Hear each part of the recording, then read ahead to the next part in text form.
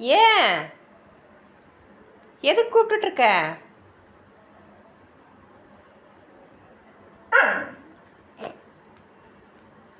யாரை கூப்பிட்ற? அப்பாவையா? எதுக்கு கூப்பிடுற? என் பாப்பா கிளி